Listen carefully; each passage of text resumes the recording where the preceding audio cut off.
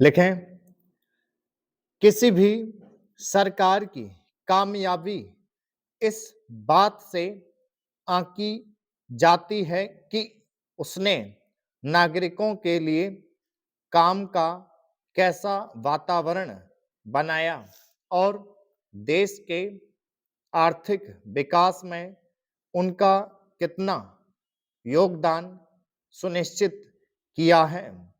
मगर हमारे यहाँ गरीबी उन्मूलन के नाम पर चलाई जा रही खैरात की योजनाओं को उपलब्धि की तरह रेखांकित किया जाने लगा है। जब भी कोई चुनाव आता है तो हर राजनीतिक दल बढ़ चढ़कर मुफ्त की योजनाओं की फहरिस्त पेश करना शुरू कर देता है। इस पर उचित ही सर्वोच्च न्यायालय ने नाराजगी जाहिर की है। अदालत ने कहा कि वोट के लालच में मुफ्तखोरों और परजीवियों का एक वर्ग ऐसा हो रहा है, लोगों को बिना किसी काम के मुफ्त राशन और पैसा देना सही नहीं है। सरकार की कोशिश होनी चाहिए कि वह इन लोगों को मुख्य धारा में लाए ताकि वे भी देश के विकास में योगदान दे सकें। पहले भी मुफ्त की योजनाओं को लेकर गुहार लगाई गई थी। तब अदालत ने कहा था कि चुनाव में ऐसी घोषणाओं से परहेज किया जाना चाहिए, मगर किसी भी दल ने उस नसीहत को गंभीरता से नहीं लिया।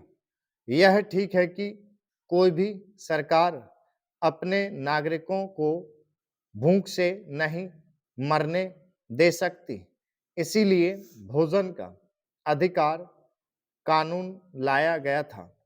मगर इसका यह अर्थ नहीं कि देश की एक बड़ी आबादी को इस तरह मुफ्तखोर और आक्रमण बना दिया जाए। यह व्यवस्था तभी होनी चाहिए जब लोगों को काम ना मिल सके। हर परिवार को काम देने की गारंटी के साथ मनरेगा कार्यक्रम शुरू किया गया था, जिसमें कम से कम 100 दिन का काम देने की गारंटी दी गई थी। मगर उस कार्यक्रम की स्थिति यह है कि हर वर्ष उसमें पंजीकृत लोगों की कटौती हो रही है। धन का आवंटन और काम के दिन घटते जा रहे हैं। बहुत सारे लोगों को जब 50 दिन काम भी मुश्किल से मिल पाता है, ऐसी स्थिति में सरकारें किसानों, महिलाओं आदि को हर महीने नकदी हस्तांतरण करने के वादे कर रही हैं, जबकि हकीकत यह है कि 80 करोड़ से अधिक लोगों को मुफ्त राशन, महिलाओं और किसानों को नकदी हस्तांतरण, बिजली पानी मुफ्त देने जैसी योजनाओं के कारण कई राज्य सरकारों पर कर्ज का बोझ लगातार बढ़ता गया है। जाहिर है, इससे देश की तरक्की की कोई अच्छी सूरत नहीं बनती। तरक्की की कोई अच्छी सूरत नहीं बनती।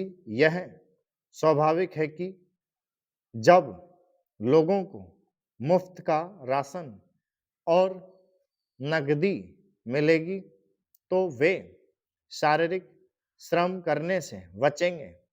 सर्वोच्च न्यायालय की चिंता वाजिब है। स्टॉप